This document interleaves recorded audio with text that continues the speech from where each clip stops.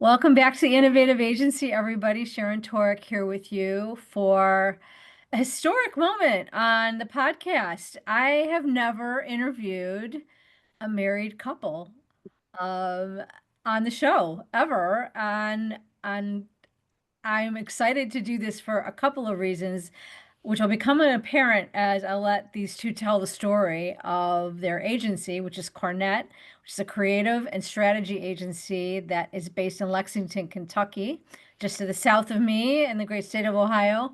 Um, and one of our guests is a repeater, Christy Hiler, CEO of Cornett, has shared the mic with me before to talk about women in entrepreneurship in the agency space. And I'd refer you back to that episode if that's a topic that's interesting to you, because I learned some things. I mean, after representing women business owners for over 25 years in my day job, I learned some things from Christy and her fellow guest, Jean Freeman, at the time, and I've gotten some access to the Own It network, which Christy is a founder of, and learned a lot more even from them. But I haven't had a chance to talk with her about her own entrepreneurial journey as an agency owner. And she's got a unique story in that she and Whit Hiler co-run this agency. Whit is Chief Creative Officer. Christy, you are Chief Executive Officer. And let's start for a minute back to when you both joined Cornett. I'd like to hear the story because I don't know the story of how did you two meet? Was it at the agency? Did you already know each other? Tell us a little bit. Okay, wait, before I get into that, I would also just recognize that Jean's husband, they work together too.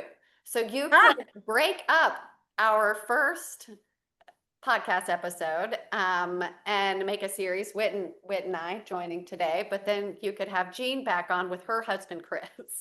that would be, yeah. Jean was on early in the show before the two of you were on together, and we did not really talk about dig into that. And her husband was not on the show with her, so maybe we'll have to create a mini series. That would It'd be a be really good fun. There, idea. yeah, there are a good number actually of husband-wife duos in the advertising world, even within the Own It community. So Yeah. Jean and I, but then there's also Frances at Walrus. She and her husband, Deacon Webster, right? And Deacon, Francis yes. Webster, yeah. And then hey, well, I was gonna say Haley with Party Land, but then Okay. also Mrs. and Mr.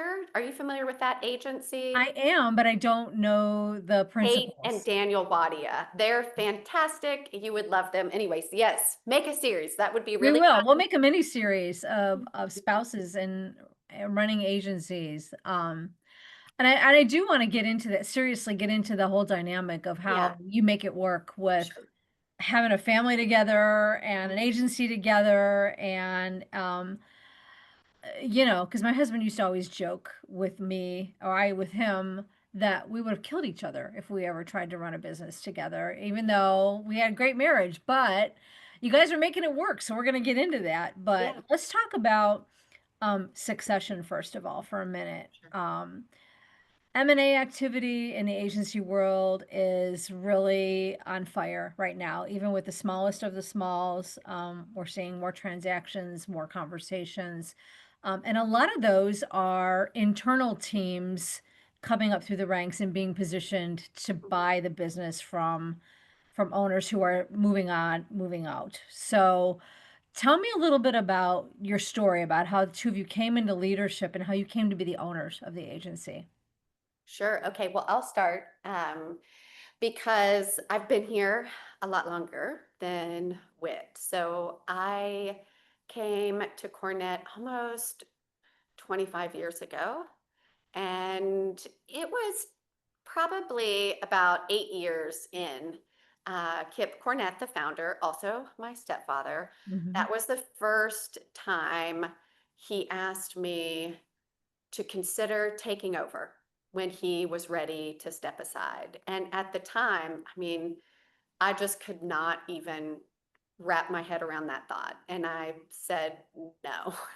And I continued to say no for a good number of years. And a lot of that, Sharon, I've said on a number of different channels before, that I said no so many times because I just didn't see a lot of women at that time running agencies, Mhm. or even at that time, businesses, in a way that felt true to me, to who I am, and the way, I thought I could lead. Yeah. There was a part of me that knew I could do it differently. I just didn't know if I could do it differently and be successful. And when I say differently, it was because I was, already married and had at least one child at the time. Whit was not in the car business, or he was not in the advertising business. He was in the car business when we met. And for a number of years, those early years Interesting. of our marriage. And I'll let him tell more of his story, but I don't know. At the same time, I was resistant. I was also so clear on what we could do at Cornett, how far we could go, what was possible with the group of people that were here in this place and this time. I don't know. I had like really big dreams of where I wanted to go personally, and I didn't feel like I wanted to move from Cornett in order to go and pursue those dreams. So in my mind, it was just always going to work out that we would, really live into our full potential. And we would figure out what that roadmap looked like. And it just took time for me to grow in to the idea of taking it over, especially by myself. Um, Well, I mean, this is part of the story that I think, it helps us understand a little bit about how we underappreciate opportunity, in entrepreneurial companies in general, but I think in the agency space, there's probably a lot of people who might have been in your shoes where leadership, in this case, leadership being a step parent of yours, or maybe some other leaders in the company wouldn't have seen that pathway for somebody because you were established in a certain role, right, in the business in a more junior role. mhm. And it took them seeing that possibility in you, um, to help you, I'm assuming, make your path to leadership a little bit more sensible to everybody around you. Because I assume you had to continually tell the story Hmm. within the agency around you about why you were the right person to succeed, why you were going to be the right leader. Um, Talk a little bit about that transition and how that Sure. went and how that felt to you at the time.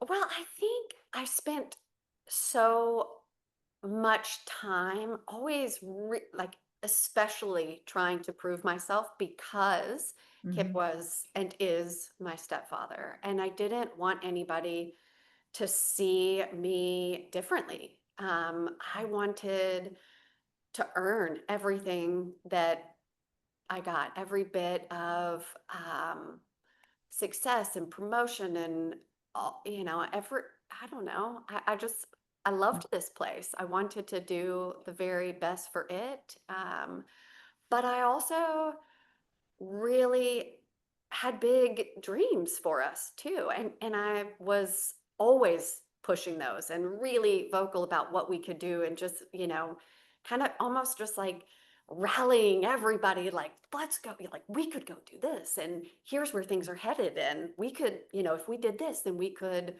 really harness or capture this, and, in order to get to where I think we could go, I think these are the moves we need to make. But it wasn't with some real agenda other than just all of us going after what collectively I believed that we wanted and I felt like we could do together. And so then over time, it was like, but somebody's got to lead this, and not everybody wants to or is right to, or, is willing to take on that liability. And over time, it just really felt like such a fit, and the most obvious move. And so when I ended up saying yes and taking over as president, it just that didn't feel as monumental as like I thought it would be when it was first presented to me. And Okay. definitely when I ended up buying the agency a few years after that, I remember thinking, I'm going to make this announcement and it's going to be like such a big deal. And everybody's going to be like, whoa. And everybody just kind of looked like, yeah, kind Yes, of and hoped that that was going to be what happened here. And I don't know, I just always felt really supported. And because of that, felt confident to step into it. So I never felt like I wanted to or had to convince anybody. We had the time and the space and the ability to kind of have it be more natural and organic. what about, and Whit, I want to get to your story in one second, but I do want to ask, 'cause so that I don't forget to pull at this thread of it. What was there a transitional moment or a trigger within you as a potential future owner of the agency that because you were reluctant at first by your own Yes, words. Was there a yes. transitional moment or a trigger that finally made you feel like, yes, I am stepping forward to say that this is my path to be to lead the agency next or to own the agency next? Yes, I would say there were two really important moments. One, um, I'm going to tie back to after Whit shares his story because it is tied to his Okay. story. Um, but the other, I think, was when it was time to buy it. And I was already in the role of president at the time, but then it was really clear that I mean Kip had really stepped away from the business when I stepped into the position of president. He had really farther stepped away, and I think some of that was just intentional. He really trusted me with the business, but he also wanted to work his way out and pull out of it, Mhm. and so it kind of became really clear to me that he was going to fully step away and wanted to be compensated. Like he wanted to find his way out in a way though that was going to help him be able to realize and get the value out of what he Right, had built.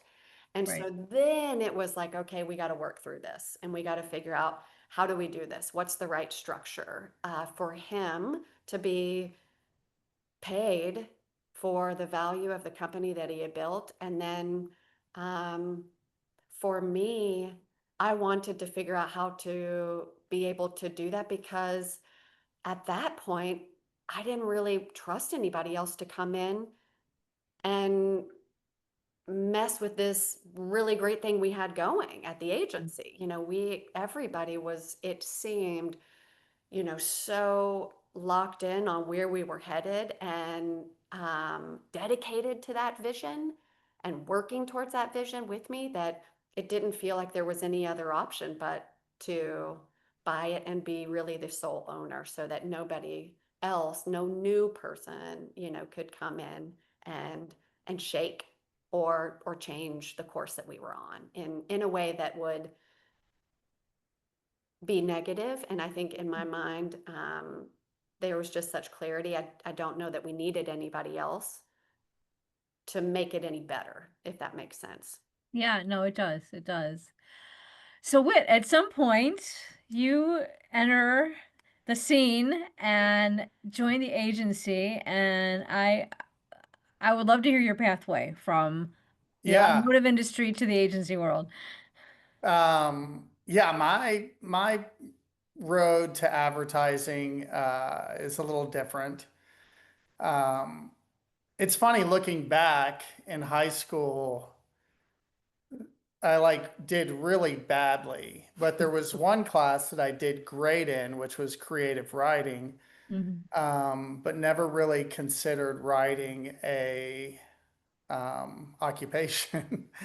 Yeah. And I moved out west after high school and was a ski bum, snowboarder, and worked at restaurants and did concrete. And then I spent about 5 or 6 years out west in Steamboat Springs, Colorado, moved back to Lexington and started working in the car business and started selling cars. And then I was like an internet sales manager. That was like early 2000s when the Oh, internet was becoming a thing, for car dealers. People knew great. invoice amounts. It was kind of a fun time.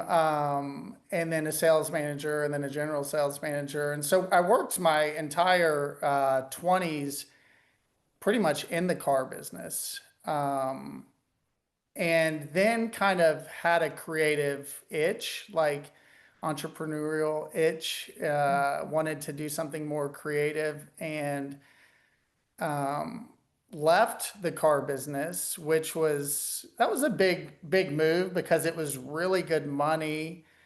Right. You work every holiday, you work every Saturday. I don't think that Christy like loved that lifestyle of not taking vacations and not seeing her husband on the weekends. Right. But so I had this idea for a clothing brand, and partnered up with another buddy of mine who was a graphic designer in the snowboard industry. And we started kind of put our money into some products that were made in Peru and this website, and launched this brand. But yeah, I really didn't have a good understanding of how things work. I kind of was naive and thought that I could throw this clothing brand out onto the internet and everybody would find it and start buying this stuff. So Mhm. after like friends and family all bought stuff, then it was like crickets.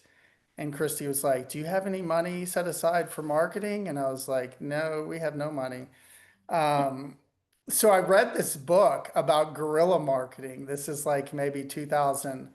Mhm. Um, and the internet was like kind of like a wild west then. There was, social media was coming up, Facebook was opening up to the general population, and sites like BuzzFeed. So I don't know, I like got really into the internet and how things go viral, which, what we call like earned media now, like how to earn media. So I had some success with a couple big stunts for that brand. Got in the business section of the New York Times and some other things, and everything was like moving along pretty good. I got the products into Urban Outfitters, which was a big goal. But the products weren't made well. And when they got there, they didn't Oh, sell.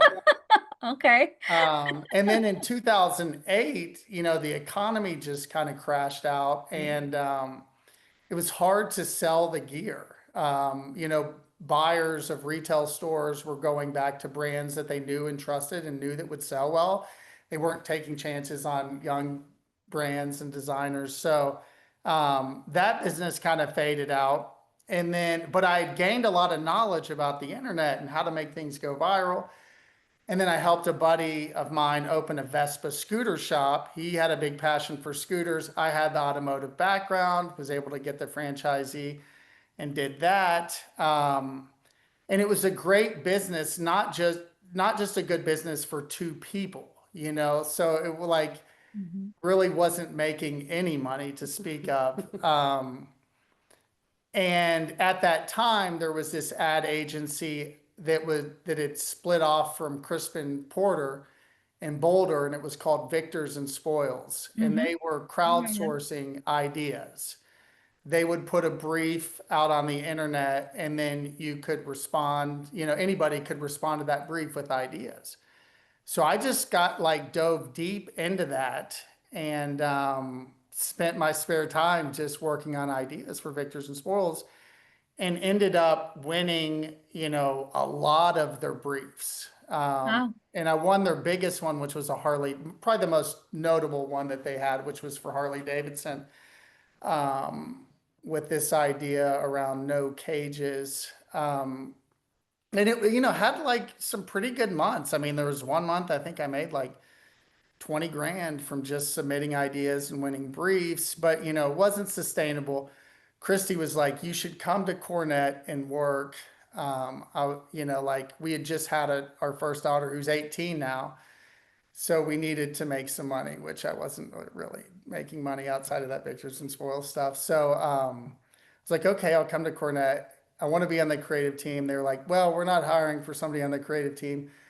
We need a new business person. So I came in as new business and really, just going back to the car business, I just sold my way onto the creative team. I was really prolific with ideas and proactive, and I knew how to sell them. Like selling an idea is really no different than selling a car.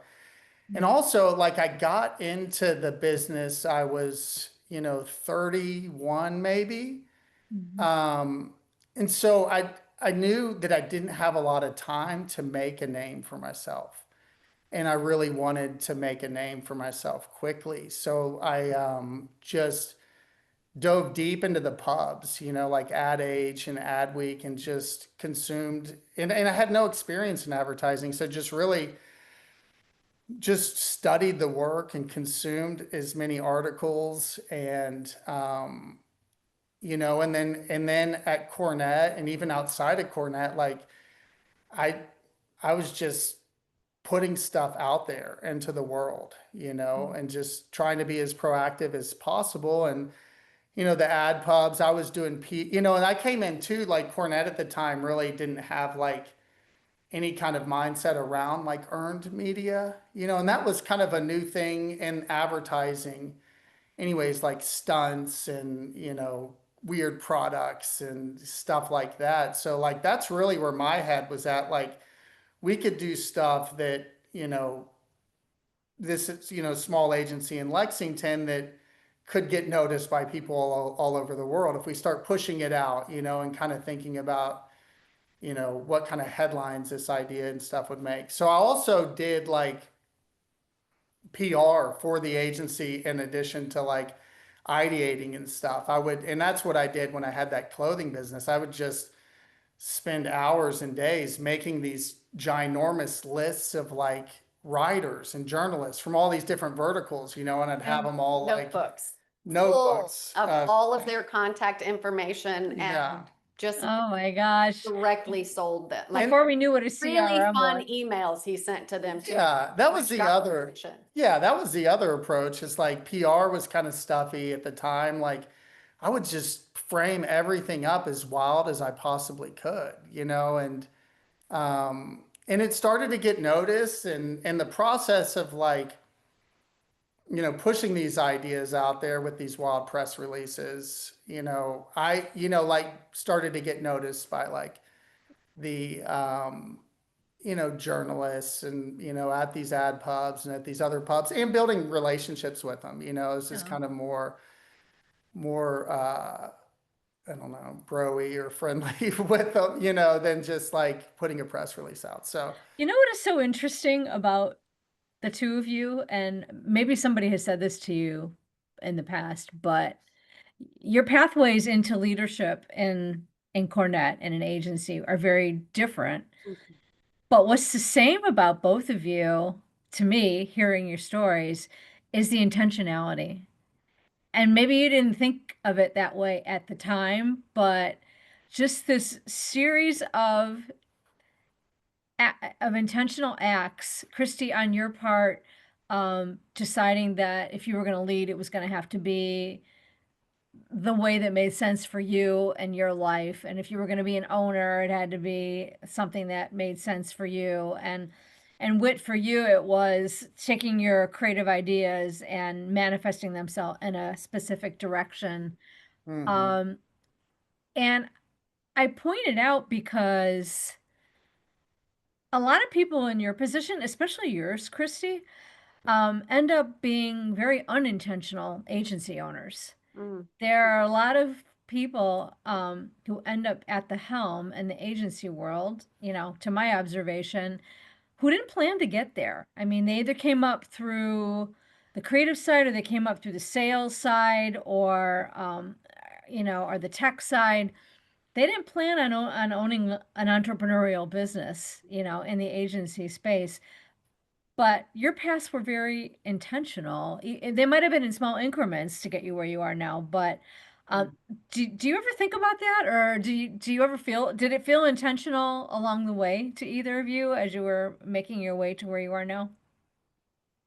I don't know. I don't know. I don't know if I would use intentional as much as I would say just decisive. Like I was really decisive Mhm. about when the right time and what the right conditions were. And I guess that's the same, maybe as intentional. Yeah.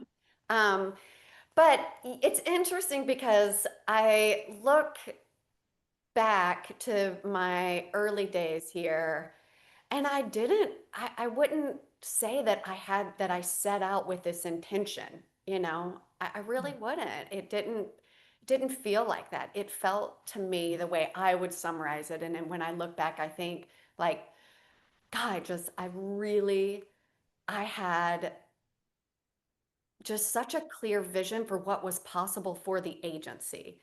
Mhm. And that didn't mean that it was absolutely going to be me at the helm. I just knew that it was possible, and I knew that I wanted to be a part of building that, and so this is where things kind of come together, where I had this other moment that I knew it was the right time. And that Yeah. was because I had graduated from the University of Oregon.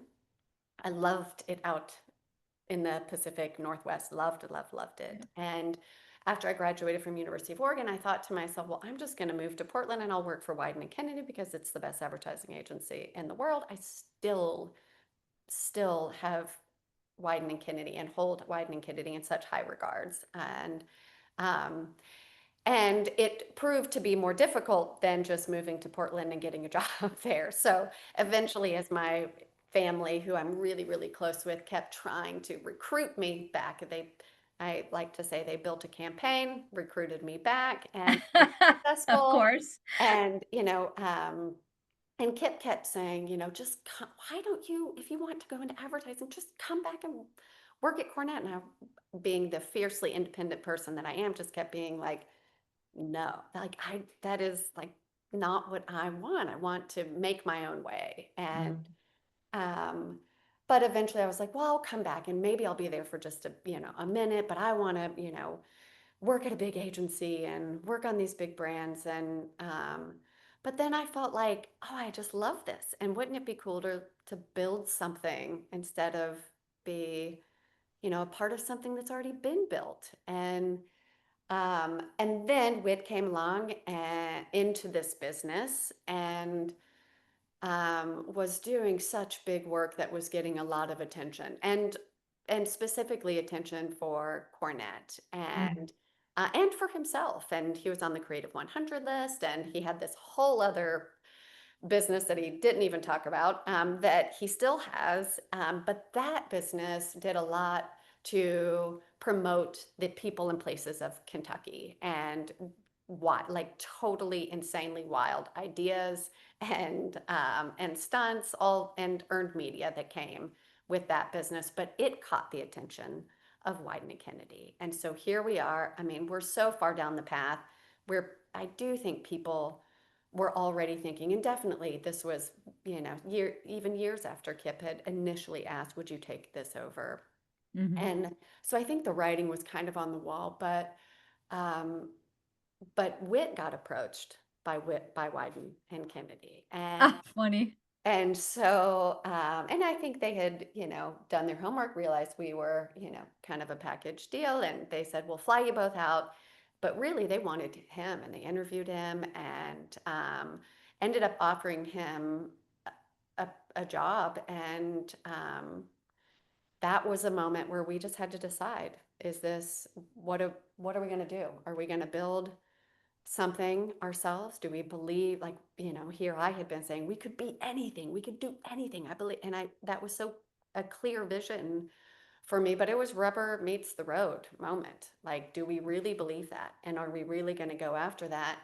Or, you know, this is a creative person's dream to go work at Wieden and Kennedy, and the only agency in the world that I would have considered. So Mm. it was just such a tough moment, but it No was also kidding. not, because it was really clear to us, and obviously, here we are. So you know how it unfolded, but we made our decision, and this was the decision. Mhm. That's a pretty major trigger. Yeah. I mean, talk about hard choices. Um, Maybe they didn't feel hard at the time, but when you look at the size of the carrots being held out to you on both sides of the fence, right? Wow. So, all right. So fast forward, you've made your choice. You put your stake in the ground. We're going to grow Cornett. Um, what would you want someone who is thinking about buying or taking over an established agency to know today that maybe you didn't know or understand when you were going through the process of it yourself? Hmm. Um, I would say for me, I feel like I made a much bigger deal about it Okay. than maybe even I needed to. I don't, it's hard to say, Sharon. Yeah. I feel and you should. There's a part of me though that feels like it's so important for you to feel the full weight. And I did. Like it was almost instantly after, but like when I went from leading to owning this agency, I felt the weight Yeah. of 55 other families. And, I mean, it was also in the middle of COVID. So, Mhm. that responsibility, and also the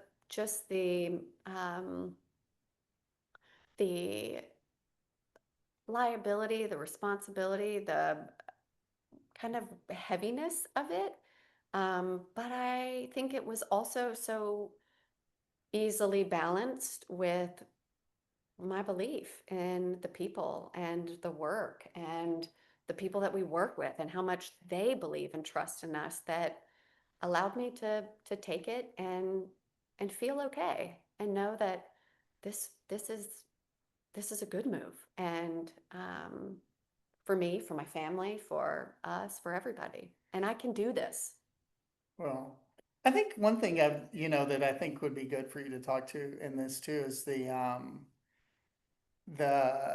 fearfulness you had around networking and putting yourself out there, Yes. and how, because that's one thing about you I'm so like in awe of and proud of, like just how you've built your network and your Rolodex, and you've really put yourself out there so much. But it's just having that network has been so beneficial, where if you're having an issue or you want to figure something out, you can call on any number of these agency friends and see what they've done. I don't know. I just think it's so cool. And Well, I think that's really interesting because let me tell you, and I'll just for the benefit of everybody listening, I've only known Christy maybe 2 years, slightly less than that, perhaps.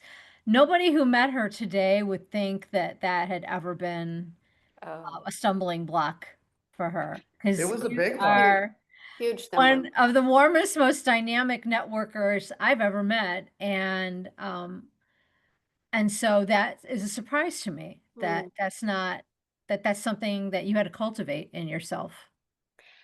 Yes. Well, and it kind of is a little bit of the story of ownership for me too. Like it took me some time to find that right way that felt good to me, that felt authentic and like genuine.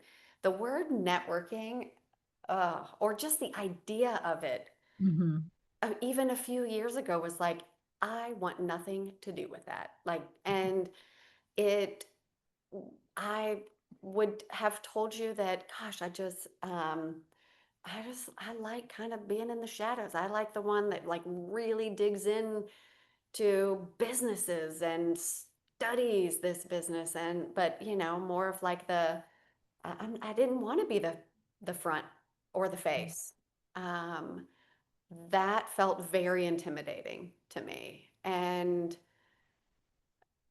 I don't know exactly when it was or how it, but it definitely shifted. And then it became like almost like a second wind in my career. I have loved this. I mean, and I feel so grateful to have so many new wonderful relationships and a huge network of people that I really feel are cheering me on as hard as I'm cheering them on. That feels Yeah. so real. I don't know, but like the the word or like the idea of it, yeah, was very tough for me. It's a horrible word because it's got all those smarmy connotations from, a big chamber of commerce, handshake, baby kissing. And what the term I would use, especially as I see you in action in the industry, is really more a bridge builder than networker, right? You're a bridge builder between people, and I think agencies are bridge builders between ideas and people, and or between clients and causes or whatever it might be. But I think that thread runs through. And I don't know, do you think it's possible that maybe you got more comfortable with the idea of putting yourself out there in that way because of stepping into ownership finally? Yeah, I mean, I think I had to, Yeah. um, because that is part of the gig. Yeah. But then also, I think there were just, it became easier because I love what we're doing. So Mhm. that's, and talking about what we're doing and how we're doing it on behalf of everybody, that, I don't know, eventually became really easy because I believe in it. And then also, um, building all of these other relationships with people in this business that I also like. I love this business. I can't imagine being a part of any other, but I wouldn't want to. I love it. I love everything about it. And I believe so deeply in what we do. So talking to other people about this business, if that feels so easy and natural to me now. And also, there are unbelievably sharp people in this business, and I love to hear their stories. Those are just, I don't know, like fascinating. Every one of them is fascinating, and I learn so much from every conversation that I have. So now it is ridiculous to me that I felt that way at one point, but I just think that I had this idea of what it was, and it's so different from what it actually is. Yeah. You Well, need to harness your mojo. I need that kind of mojo. Which, but that's not even true because Whit is actually like, of the two of us, people yeah. are just, he just has the most magnetic personality. He's funny. I mean, he's the funniest person I've ever met in my life. And Oh, thank you. the way that his brain works is not like anybody else's. Like the stuff that comes out of his mouth is beyond. I mean, it's just, yeah, I can't, I don't even know where it comes from, but I love that. And Yeah. so mostly people are, yeah, first drawn to him. Well, your clients love it too, obviously, because you've grown the agency, what, almost 80% in the last few years through what has been kind of a turbulent time for agencies. I mean, first of all, taking ownership in the pandemic, that can't have been a picnic. And this past 18 months has been, for lots of independents, a challenging time for a bunch of reasons, right? For all the reasons. But um, so you're making it work, obviously, through the power of your bridge building of relationships, and you're building ideas that are connecting your clients to their customers or their consumers or whomever. Um, so you're making it work. The work is standing on its own, and the relationships are standing on their own. And what I'm wondering about is the relationships you've had internally in the agency and how they've evolved from seeing you as peers in the agency at one point to now leaders, owners. How is that transition? Um, how have you made that more smooth, if you will? Because I think a lot of people thinking about stepping into ownership want to know how is that? I mean, you don't just turn a switch off one day, right? From being a coworker to being a boss or then a boss and an owner. So talk a little bit about that and how that journey was for both of you. You go first. Yeah, I mean, I think, um, I mean, one of the things Christy did, right off the bat when she took ownership of Cornett was establish a leadership team that meets weekly and just to talk about what is going on in this business and in our business and the culture of the agency. And I think that has been huge. I think it is, um, you know, Cornet's a place where I think everybody's got a voice and they feel heard. And, if there's something that's not working, that leadership team is going to work quickly to fix it so that it does work. Mhm. And you've got to try a lot of things in this agency. It's constantly changing and shifting, and Yeah. some things work and some things don't. So I think that's been huge, and I think that she's been here for a long time. I've been here for 14 years, and this last 5 years have really been the most exciting time, and I think in my history at Cornett. And I think it's, everybody is, what do they say, like in the canoe rowing in the same direction, and Mhm. everybody's got, big ambitions and big goals, and that leadership team sets goal. We started setting goals for each department, and kind of like she talked about the manifesting. I mean, I think, where what we say we want to do and where we set our sights, like we're going there. And I think that's been huge. And so I don't know if that answered your question. I mean, the other thing I think with myself, I'm kind of new to this CCO role. And forever here, I didn't even want a title at Cornett. I just wanted to make stuff, and Mhm. it's kind of copywriter, leaned more in the copywriting space than the art. But eventually became a CD and then an executive creative director. And I've just, yeah, like I just took this class, one of Jason Bagley's